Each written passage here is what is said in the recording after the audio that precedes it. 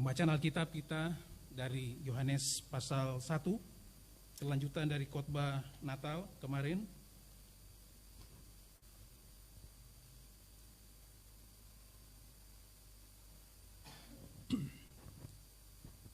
Mulai ayat 9 sampai dengan ayat yang ke-18, menyambut Yesus dengan iman yang teguh. Mari kita baca bersama-sama dari ayat 9, kelanjutan dari malam Natal. Kita baca mulai ayat 9 sampai ayat 18 bersama-sama, bersuara. Boleh mengikuti slide, ada di slide. Kita baca bersama-sama, jangan terburu-buru. Perlahan-lahan tapi pasti kita baca bersama-sama mulai ayat yang ke-9, 2, 3. Terang yang sesungguhnya yang menerangi setiap orang sedang datang ke dalam dunia. Ia telah ada di dalam dunia dan dunia dijadikan olehnya, tetapi dunia tidak mengenalnya. Ia datang kepada milik kepunyaannya, tetapi orang-orang kepunyaannya itu tidak menerimanya. Tetapi semua orang yang menerimanya diberinya kuasa supaya menjadi anak-anak Allah, yaitu mereka yang percaya dalam namanya. Orang-orang yang diperanakan bukan dari darah atau dari daging, bukan pula secara jasmani oleh keinginan seorang laki-laki, melainkan dari Allah. Firman itu telah menjadi manusia dan diam di antara kita, dan kita telah melihat kemuliaannya, yaitu kemuliaan yang diberikan kepadanya sebagai anak tunggal Bapa, penuh kasih karunia dan kebenaran. Yohanes memberi kesaksian tentang dia dan berseru katanya, inilah dia yang kumaksudkan ketika aku berkata, kemudian daripada aku akan datang dia yang telah mendahului aku, sebab dia telah ada sebelum aku. Karena dari kepenuhannya kita semua telah menerima kasih karunia demi kasih karunia. Sebab hukum Taurat diberikan oleh Musa, tetapi kasih karunia dan kebenaran datang oleh Yesus Kristus. Ayat yang ke-18. Tidak seorang pun yang pernah melihat Allah, tetapi anak tunggal Allah yang ada di pangkuan Bapa, dialah yang menyatakannya. Terpujilah nama Tuhan kita, Yesus Kristus kekal sampai selama-lamanya. Menyambut Yesus dengan iman yang teguh,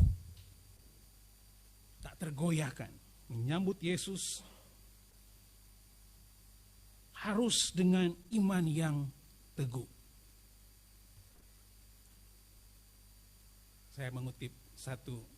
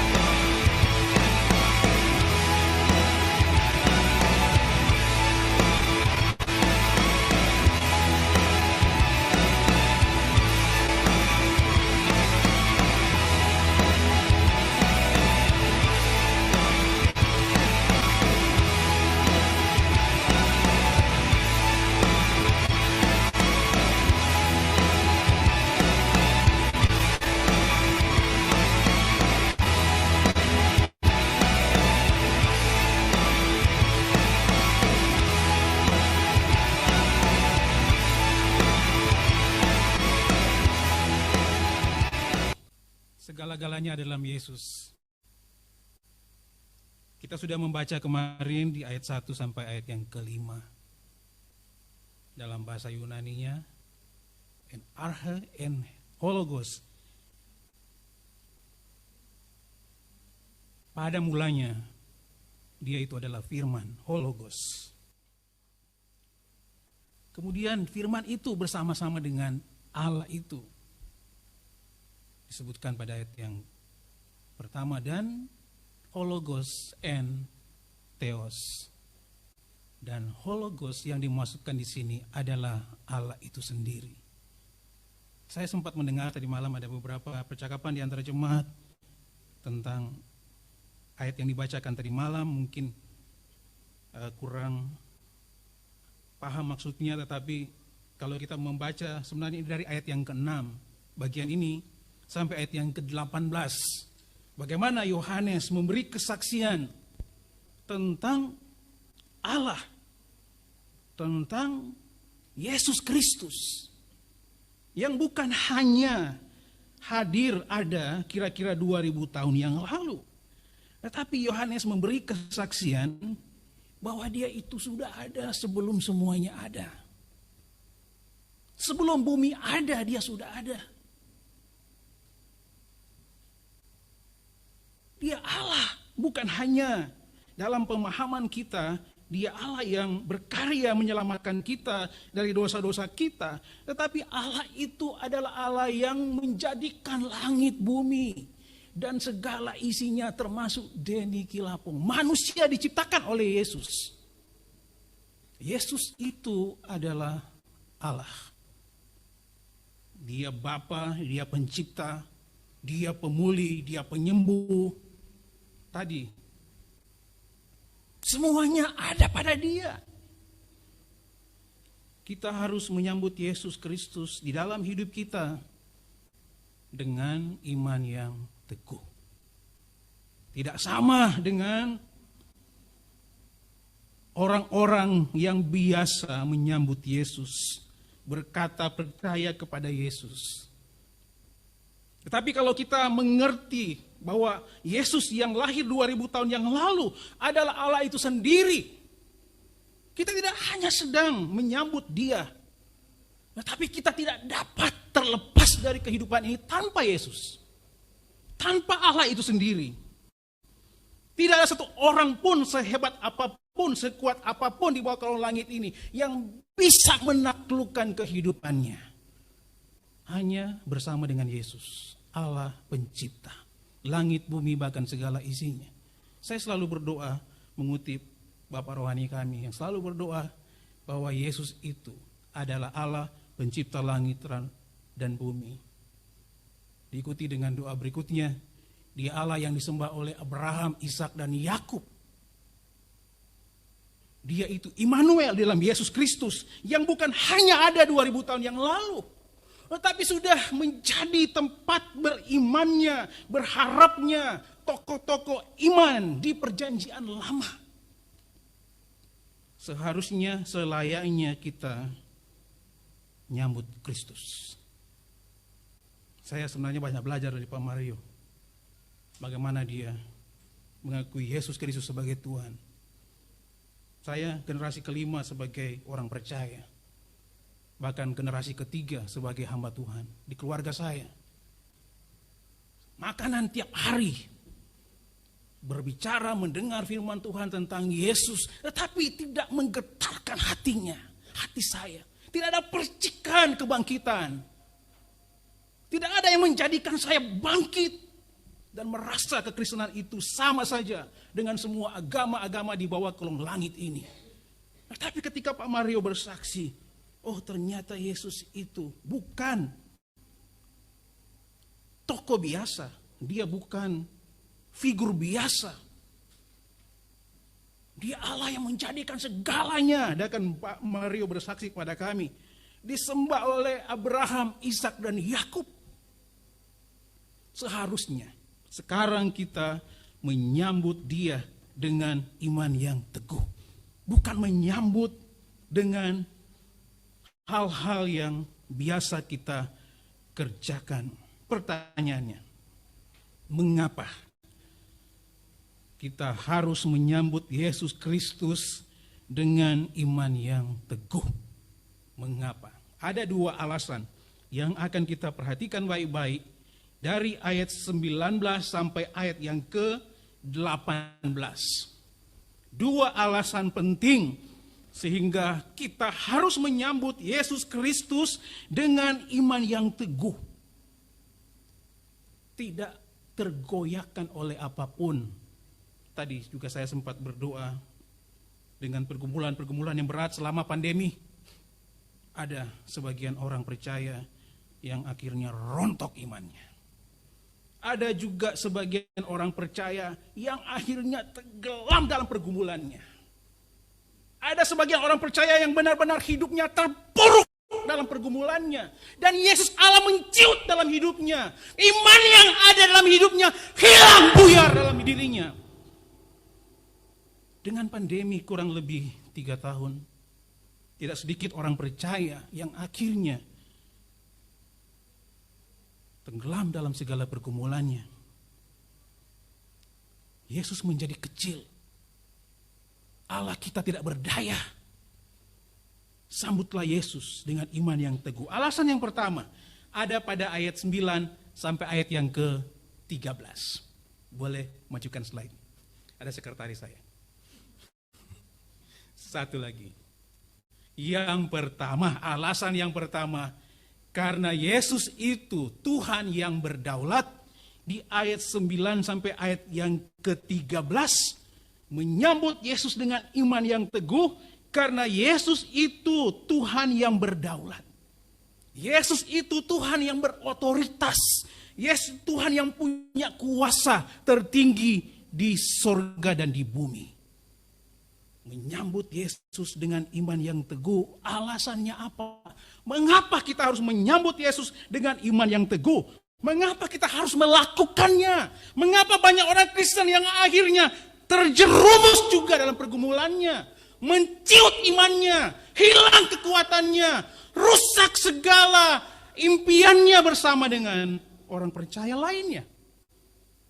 Lupa bahwa Yesus itu adalah Tuhan yang punya otoritas, punya kedaulatan, punya kekuasaan yang tertinggi. Ayat yang ke-19, maju satu lagi. Kita baca di ayat yang ke-9, minta maaf. Ayat yang ke-9 bunyinya begini. Terang yang sesungguhnya yang menerangi setiap orang sedang datang ke dalam dunia. Kristus adalah terang yang sesungguhnya. Kristus yang adalah Allah. Dia yang ada di sorga. Dia datang ke dalam dunia. Tidak ada yang mampu melakukannya selain Allah itu sendiri. Dia itu berdaulat, dia berotoritas, dia mampu melakukannya. Dia tidak berpikir 1000 kali untung ruginya.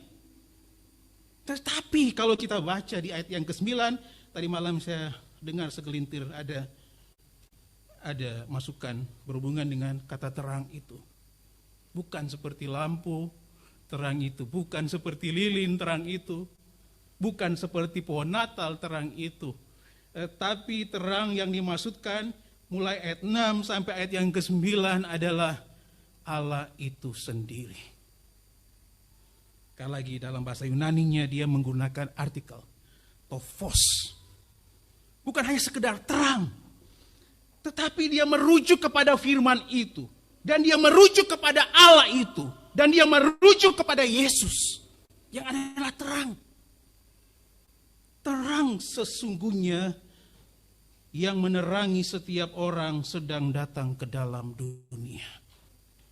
Allah yang punya otoritas, Allah yang menciptakan langit dan bumi, Allah yang punya segala kuasa tertinggi di sorga dan di bumi, Allah yang sama, yang menunjukkan kedaulatannya untuk datang ke dalam dunia. Dalam bahasa Yunani sekali lagi kata kosmos juga itu tidak sama dengan kata dunia pada umumnya. Dalam Injil Yohanes, kosmos di sini sedang menjelaskan dunia yang terpuruk, dunia yang sudah identik dengan dosa, dunia yang sudah dicengkram oleh kuasa kegelapan, dunia yang tidak bertambah lama bertambah baik, tetapi dunia yang bertambah lama bertambah hancur, bertambah rusak. Tetapi Yesus yang adalah Allah, dia datang ke dalam dunia itu. Dia ada di tengah-tengah segala keberdosaan. Dia melakukannya karena dia Allah. Dia terang yang sesungguhnya, kata Yohanes, mulai ayat 9, 6 sampai ayat yang ke-9. Kita bersyukur, kita harus menyambut dia dengan iman yang teguh. Kita harus menyambut dia. Kita harus menerima dia. Kita harus mengizinkan dia masuk dalam hidup kita. Tidak ada cara yang lain selain kita mengizinkan dia masuk ke dalam hidup kita. Menyambutnya dengan iman yang teguh. Kristus adalah terang yang sesungguhnya. Yesus itu Tuhan yang berdaulat, disebutkan oleh Yohanes pada ayat 6 sampai ayat yang ke-9. Dia itu terang yang sesungguhnya. Yohanes bukan terang itu. Terang sesungguhnya adalah Yesus itu. Yang adalah Allah itu sendiri. Berikutnya ayat yang ke-10. Kristus bukan hanya terang yang sesungguhnya, tetapi Kristus telah ada di dalam dunia. Ia telah ada di dalam dunia dan dunia dijadikan olehnya, tetapi dunia tidak mengenalnya. Kristus yang adalah terang yang sesungguhnya, tetapi dia juga yang ada di dalam dunia. Walaupun dunia yang dijadikan oleh dia tidak mengenalnya. Pada ayat yang ke-11, saya lanjutkan ayat yang ke-11. Sampai ayat yang ke-13. Bagaimana kita melihat Yesus itu Tuhan yang berdaulat, yang adalah terang yang sesungguhnya, yang ada di dalam dunia walaupun dunia tidak mengenalnya, tetapi ia datang kepada milik kepunyaannya. Ayat yang ke-11, ia datang kepada milik kepunyaannya, tetapi orang-orang kepunyaannya itu tidak menerimanya.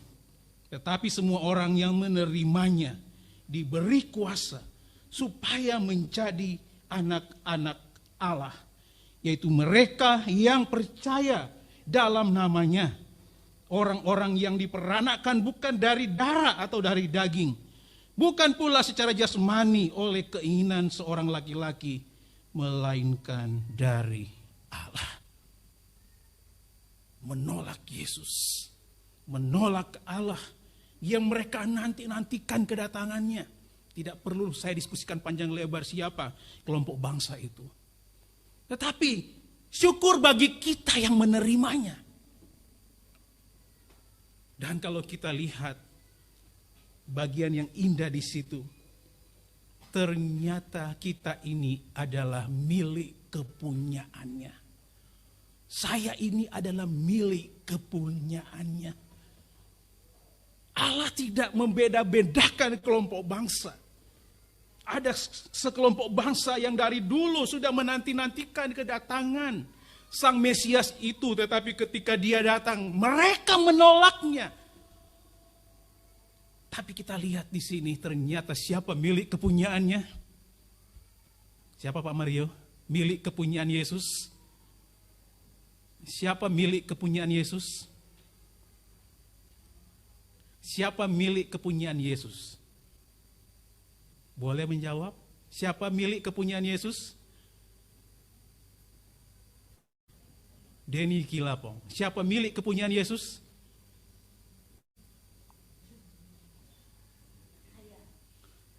Saya namanya siapa?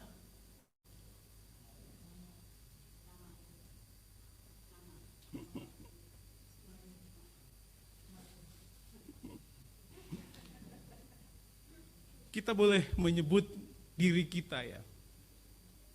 Denny Kilapong, coba sebutkan. Saya niru kata-kata dari Pak Yandi. Sebutkan Denny Kilapong milik kepunyaan Allah. Sebutkan nama saudara dalam hati saudara. Denny Kilapong, Mario milik kepunyaan Allah. Kita bersyukur kepada Tuhan. Milik kepunyaan Allah mendapatkan fasilitas, kapasitas yang diinginkan oleh orang pada umumnya. Kalau kita baca ayat yang ke-12, Tetapi semua orang yang menerimanya diberi kuasa supaya menjadi anak-anak Allah, yaitu mereka yang percaya dalam namanya.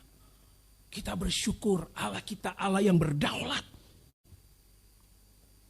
Yang tidak dikendalikan oleh isu-isu dunia. 800 tahun sebelum Kristus, orang Israel sudah menubuatkan tentang kedatangan Kristus. Secara eksklusif sebenarnya merekalah milik kepunyaan Allah. Tetapi disebutkan pada ayat 11, mereka menolaknya. Tetapi bukan berarti kepunyaan Allah beralih, tidak. Tetapi di sana terbukalah mata kita. Ternyata milik kepunyaan Allah bukanlah sekelompok, segelintir orang, segelintir bangsa. Tetapi setiap orang yang percaya dan menerimanya sebagai Tuhan dan Juru Selamat. Menjadi anak-anak Allah, diberi kuasa menjadi anak-anak Allah. Kita harus menyambut Yesus dengan iman yang teguh. Karena hanya dengan kedaulatan Allah sajalah bisa mematahkan pandangan-pandangan, prinsip-prinsip, pengajaran-pengajaran yang sudah berabad-abad dipegang teguh. Tetapi kalau kita mengacu terus-menerus kepada firman Allah, kita menjadi alat milik kepunyaan Allah, bukan karena orang Israel menolak Yesus sebagai Tuhan. Tetapi karena anak-anak Allah diberi kuasa untuk menjadi anak-anak Allah. Predikat kita diubahkan. Kita menjadi anak-anak Allah. Pak Mario adalah anak Allah. Denny Kilapong adalah anak Allah. Membawahi, mewarisi seluruh sifat dari Allah. Karakter dari Allah. Tidak mewarisi sifat karakter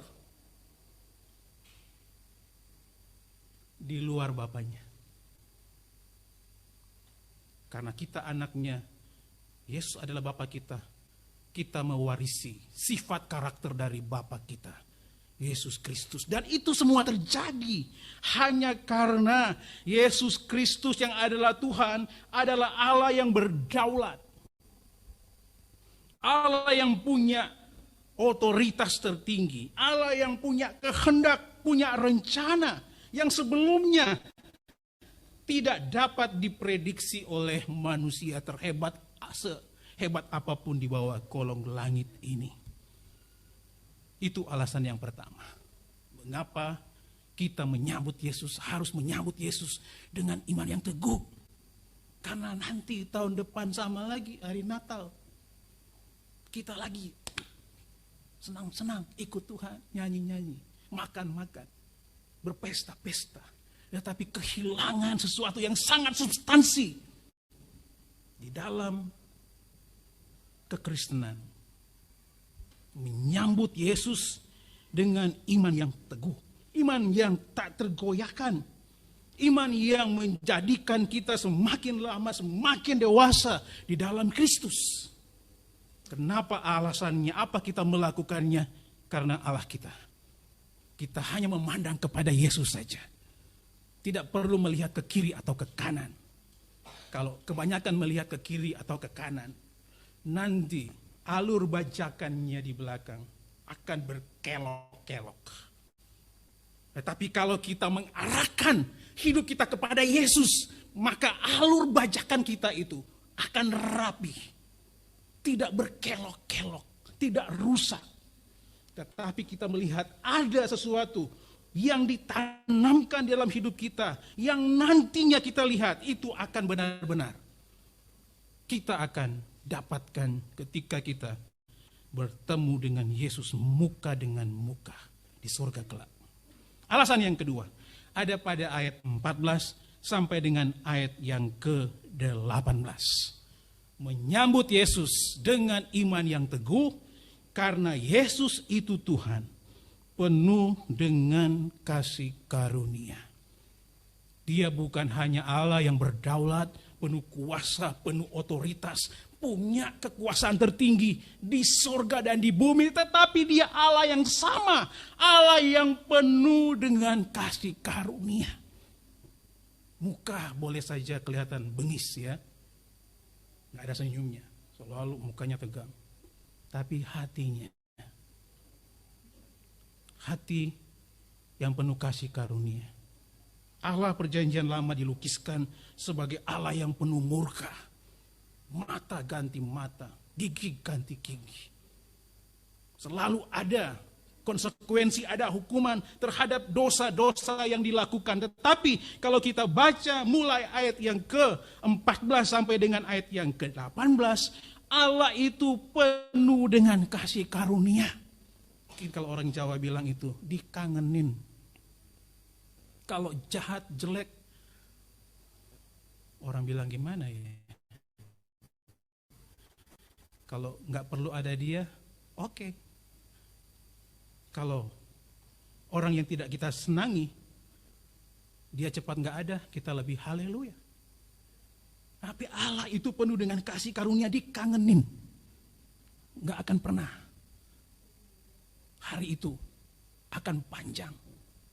Hari itu terasa pendek. Kita selalu ingin datang kepada Allah. Kita selalu mau dekat dengan Allah. Kita selalu mau di hadirat Allah. Karena Allah kita, Yesus itu Tuhan yang penuh dengan kasih karunia. Ayat 14 dan ayat 15. Kita telah melihat kemuliaannya, penuh kasih karunia dan kebenaran. Ayat 14. Firman itu telah menjadi manusia dan diam di antara kita.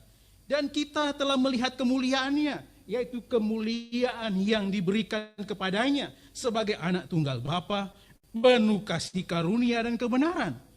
Yohanes memberi kesaksian tentang dia dan berseru katanya, inilah dia yang kumaksudkan ketika aku berkata, kemudian daripadaku akan datang dia yang telah mendahului aku, sebab dia telah ada sebelum aku. Dia sudah ada sebelum Yohanes. Tetapi Yohanes katakan di sini, Yohanes saksikan dia itu penuh dengan kasih karunia dan kebenaran. Dia anak tunggal Allah. Dia satu-satunya, anak satu-satunya. Tidak ada yang lain. Tetapi dia itu penuh dengan kasih karunia dan kebenaran. Yesus Tuhan penuh kasih karunia dan kebenaran. Ayat yang ke-16, kita lihat ayat yang ke-16. Bukan dia hanya penuh kasih karunia dan kebenaran, tetapi kita telah menerima kasih karunia demi kasih karunia. Ayat yang ke-16. Karena dari kepenuhannya kita semua telah menerima kasih karunia demi kasih karunia. Allah tidak pernah bosan-bosannya untuk terus menganugerahkan kasih karunia. Terus menganugerahkan kasih karunia. Kita salah, Allah kasih karunia. Kita melakukan kesalahan, Allah kasih karunia. Kita melakukan lagi kesalahan, Allah kasih karunia. Tidak pernah Allah tidak memberikan kasih karunia kepada kita. Kita telah menerima kasih karunia demi kasih karunia. Itu baru namanya Tuhan. Kalau saya, Denny Kelapong, Pak Mario, satu kali orang bikin salah sama saya ampuni. 2 kali, ya masih. 3 kali, ya masih. 4 kali, minta maaf. Mungkin begitu, manusia katanya ada keterbatasannya. Tapi bukan itu masalahnya. Karena saya bukan Tuhan. Kalau Tuhan tidak pernah kehilangan kasih karunia. Kalau ada orang yang berkata Tuhan marah sama saya, sehingga saya harus menjauh daripada Tuhan, dia itu yang bolong. Tuhan itu penuh kasih karunia. Selalu saja kasih karunia demi kasih karunia diberikan kepada orang-orang yang sungguh-sungguh percaya kepada dia. Jangan takut berhadapan dengan Allah. Kita harus rindu terus menerus datang kepada Allah. Kalau ada suara-suara dari setan, Tuhan marah kepada kamu. Sehingga kamu jangan bergereja lagi. Kamu jangan melayani Tuhan lagi. Kamu jangan lagi seperti itu. Kamu jangan seperti lagi itu. Tengking dia dalam nama Yesus. Itu setan. Allah kita penuh kasih karunia. Tidak pernah dia mendendam. Tidak pernah dia menyimpan salah kita. Tetapi kasih karunia demi kasih karunia dianugerahkan kepada setiap kita. Ayat yang ke-17. Sebab hukum Taurat diberikan oleh Musa, tetapi kasih karunia dan kebenaran datang oleh Yesus Kristus. Kasih karunia dan kebenaran datang oleh Yesus Kristus. Banyak orang mengambil keuntungan dari kasih karunia Allah. Banyak orang ingin menjadi lebih baik karena mendapatkan kasih karunia Allah. Dan banyak orang juga yang mengatakan, kenapa kita harus bersusah-susah lagi untuk tidak taat kepada kebenaran? Karena kita hidup dalam kasih karunia. Itu pun pengajaran salah dan keliru. Kasih karunia dan kebenaran datang oleh Yesus Kristus. Anugerah kasih karunia kita dapatkan dalam Yesus Kristus. Tetapi tidak sedang kita berkata kita tidak perlu lagi untuk diatur. Kita tidak perlu lagi hidup dalam keteraturan. Bagian dari kasih karunia adalah keteraturan. Kita ingin untuk ada dalam pimpinan. Kita ingin hidup dalam satu ikatan. Seperti dalam pembaptisan tadi. Dibaptiskan, dimasukkan ke dalam tubuh Kristus. Kita ada dalam gereja, tujuannya apa? Ada dalam gereja. Supaya kita bisa menghidupi bagian-bagian kita sebagai anggota tubuh Kristus itu. Kita menjalankan bagian kita sebagai anggota tubuh Kristus itu dengan setia. Kita bersyukur kepada Tuhan. Kasih karunia dan kebenaran datang oleh Yesus Kristus. Tutup telinga kita. Kalau ada suara-suara yang mau mempengaruhi kita, tutup telinga kita dan arahkan kepada Yesus, karena kasih karunia dan kebenaran hanya di dalam Yesus Kristus. Tidak ada di tempat yang lain. Kita bersyukur Pak Mario boleh meresponi itu. Hanya dalam Yesus Kristus kasih karunia dan kebenaran itu. Di ayat yang ke-18 dan yang terakhir. Tidak seorang pun yang pernah melihat Allah, tetapi anak tunggal Allah yang ada di pangkuan Bapa, dialah yang menyatakannya. Injil yang menyingkapkan ini layak dipercayai, karena yang menyingkapkannya bukan Yohanes sendiri. Yang menyingkapkannya adalah yang ada di pangkuan Bapa itu sendiri. Yang menyingkapkannya adalah Allah itu sendiri. Yang menyingkapkannya adalah Yesus Kristus itu sendiri. Sehingga kebenaran demi kebenaran yang kita tahu sekarang ini, itu terkonfirmasi dengan akurat bahwa itu datangnya dari Allah. Kita harus menyambut Yesus dengan iman yang teguh.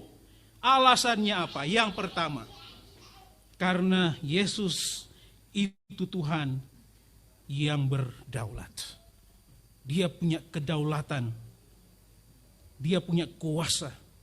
Sehingga yang kita terima sekarang adalah karena Yesus Kristus yang punya kedaulatan, punya kehendak, punya rencana, punya kuasa yang tidak dapat dipengaruhi oleh apapun di bawah kolong langit ini. Dan yang kedua, alasan yang kedua, karena Yesus itu Tuhan yang penuh dengan kasih karunia. Kita bersyukur kepada Tuhan, kita menyambut Yesus dengan iman yang teguh.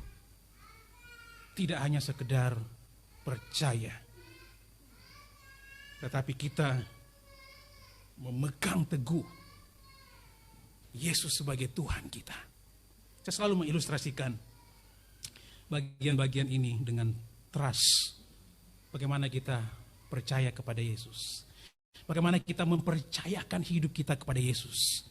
Tidak hanya sekedar percaya, tahu bahwa Yesus itu Tuhan. Orang dunia pun tahu bahwa Yesus itu Tuhan. Bahkan setan pun tahu bahwa Yesus itu Tuhan. Tetapi kenapa dia tidak percaya kepada Yesus? Kenapa dia tidak menyerahkan hidupnya, mempertaruhkan hidupnya kepada Yesus? Kenapa dia tidak trust kepada Yesus? Itu bedanya setan dengan orang percaya. Dengan jemaat GKPM Paulus Ciputat. Karena kita berpegang kepada Yesus. Tidak hanya sekedar percaya, tetapi kita berpegang kepada lengan Allah yang kuat. Dalam pergumulan kita sekali lagi, saya mengilustrasikan dengan memegang tangan yang kuat dengan Yesus. Kalau kita bergumul, tangan kita terlepas dari pegangan kita, tetapi Allah masih memegang kita. Seakan-akan kita jatuh ke dalam pergumulan kita melepaskan dari pegangan kita kepada Allah, tetapi Allah memegang lengan kita. Allah masih memegang kita. Kita masih di dalam kendalinya Allah. Kita bersyukur kepada Tuhan. Kita bukan hanya sekedar percaya, believe kepada Allah, tetapi kita trust kepada Allah. Dalam pergumulan sekalipun. Seakan-akan dan bukan seakan-akan lagi. Kita melepaskan hidup kita dari pegangan kepada Allah. Tapi Allah tidak melepaskan kita. Sekonyol-konyolnya kita berdosa, kita tidak akan masuk neraka. Surga milik kita, berpengalaman dengan kasih karunia, terus hidup di dalam kasih karunia. Bagian yang terakhir. Yang pertama, satu lagi.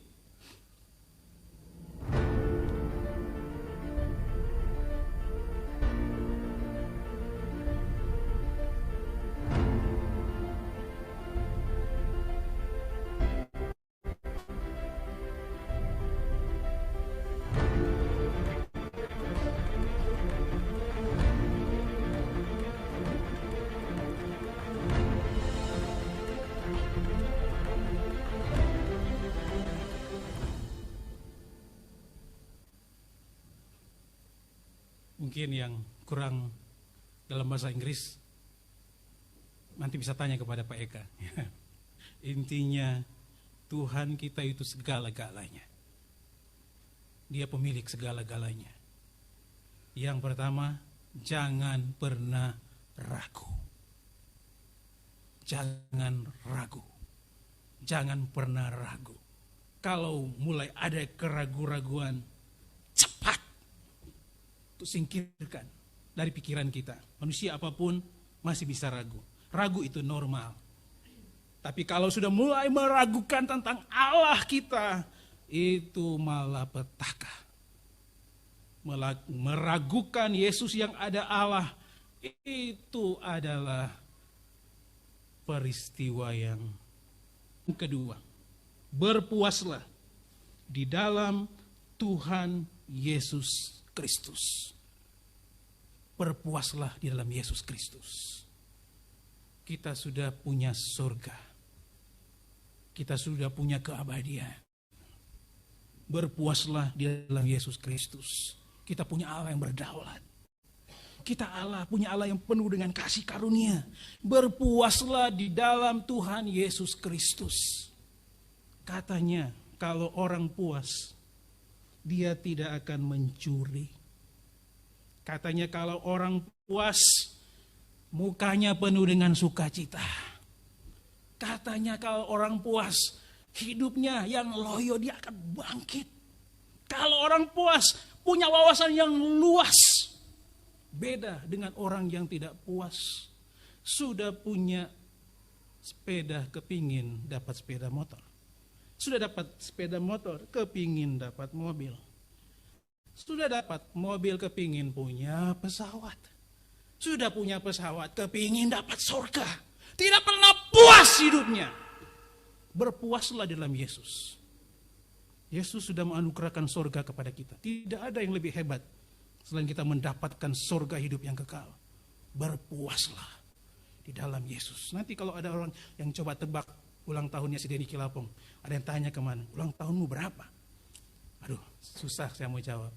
Karena istri saya lebih banyak usianya maksudnya. Tetapi tanda-tandanya dari rambut yang semakin banyak putih, itu sudah setengah abad, kira-kira begitu. Tetapi tidak pernah ragu dalam Tuhan. Bukan masalah usia, semakin lama, semakin berkurang hidup kita, semakin kita merasakan bukan lagi usia 30 tahun, 25 tahun, sudah tua. Berpuaslah dalam Kristus. Yang ketiga, kerjakan keselamatanmu dengan takut dan gentar. Kerjakan keselamatan kita dengan takut dan gentar. Terus mengerjakan keselamatan itu, terus mengerjakan keselamatan itu, terus mengerjakan keselamatan itu, terus mengerjakan keselamatan itu dengan takut dan gentar. Cobaan, ujian itu banyak. Kiri kanan, muka, belakang, atas, bawah, cobaan itu banyak. Kerjakan keselamatanmu dengan takut dan gentar. Banyak cobaannya. Enak memang cobaannya. Tetapi akan kedapatan predikat yang sangat sedikit di bawah minus. Kerjakan keselamatanmu dengan takut dan gentar tidak terjadi dalam sesaat. Itu proses yang panjang. Tetapi akhirnya proses yang panjang itu akan menjadi predikat. Tidak mudah kita bertahan dalam Kristus. Tidak mudah kita mengerjakan sesuatu dengan konsisten. Kalau tidak mengerjakan sesuatu itu dengan takut dan gentar. Ada yang bertanya kepada saya, sudah berapa lama situ jadi orang percaya? Saya bilang saya dari lahir sudah orang Kristen. Tapi hitung-hitung jadi orang percaya mungkin kira-kira baru 20 tahun, 30 tahun yang lalu. Yang jelas adalah mengerjakan sesuatu itu dengan takut dan gentar harus saya kerjakan terus-menerus dan itu tidak mudah. Kita semua harus saling bergandengan tangan. Dengan Pak Mario kita support dia, kita doakan dia. Jangan kita jatuhkan dia. Kita menolong dia, kita mendoakan dia supaya dia mengerjakan keselamatannya dengan takut dan gentar. Hanya takut kepada Yesus. Ya Pak Mario, jangan takut kepada manusia. Takut kepada Yesus. Yang terakhir, layani Tuhanmu dengan segenap kekuatanmu. Layani Tuhan kita. Jangan dengan sisa-sisanya. Segenap kekuatan kita. Kalau masih ada kasih kepada Tuhan. Jangan takut kehilangan dan kekurangan. Kalau kita masih kekuatan, kasih kepada Tuhan. Jangan nanti tinggal panggil Yesus, tinggal ujungnya. Tinggal bukan Yesus lagi. Tinggal maksudnya nafasnya tinggal 1-2. Tuhan, saya kepingin layani Tuhan dengan segenap kekuatan saya. Padahal besoknya sudah mau mati. Sepanjang kita masih kuat, sehat dan bugar, layani Tuhan dengan segenap kekuatanmu. Jangan kasih yang sisa-sisa kepada Tuhan. Berikan yang terbaik kepada Tuhan seumur hidup kita. Dan itu tidak mudah untuk diucapkan. Saya paling takut mengucapkan itu. Kalau tidak selaras dengan apa yang saya kerjakan. Saya terus berusaha. Kapan berakhirnya Tuhan? Kalau Tuhan sudah panggil sebagai saleh-salehnya berhenti. Tinggal tepuk tangan nanti kalau sudah di surga. Sepanjang masih ada di bumi, sepanjang masih bernafas, kerjakanlah, lakukanlah, layanilah Tuhanmu dengan segenap kekuatanmu. Saya berdoa di penghujung tahun 2022 ini, kita bisa menjalaninya dengan baik, dan kita akan masuk di tahun 2023. Doa saya masih sama, supaya Tuhan akan menolong kita. Waktu-waktu anugerah Tuhan kita gunakan sebaik-baiknya. Untuk mengerjakan keselamatan kita, untuk melayani Tuhan dengan segenap kekuatan kita. Maka Allah di surga akan tersenyum melihat kita. Yang menyambut Yesus itu dengan iman yang teguh. Kenapa kita harus menyambut Yesus dengan iman yang teguh? Karena dia Tuhan, karena dia Allah. Menyambut saya, Denny Kilapong, manusia biasa, Bapak Ibu sudah kewalahan kalau saya pergi ke rumah. Kalau di Manado apalagi, dengar sepeda motor saya sudah mau mendekati rumah, tuan rumahnya tidak ada yang pakai celana pendek. Cepat-cepat pakai celana panjang, sisiran rambut dan rapi. Rumahnya harus bersih. Karena Denny Kilapong akan mengunjungi rumahnya. Karena saya itu gembala. Orang takut kepada Denny Kilapong, bukan itu. Di dalam Tuhan sekali lagi, bukan kita mencari nama, tetapi di dalam Tuhan kita melayani Tuhan. Tapi yang terjadi kebalikannya, orang lebih takut manusia daripada takut kepada Allah. Sambutlah Yesus dengan iman yang teguh, karena dia adalah Allah yang berdaulat, dia itu penguasa tertinggi, dia itu punya otoritas tertinggi di surga dan di bumi, tetapi dia juga itu adalah Allah yang penuh kasih karunia. Jangan takut, tapi kita datang kepada dia. Ada waktu, datanglah kepada Tuhan. Gunakanlah waktu, datanglah kepada Tuhan. Mari kita berdoa bersyukur.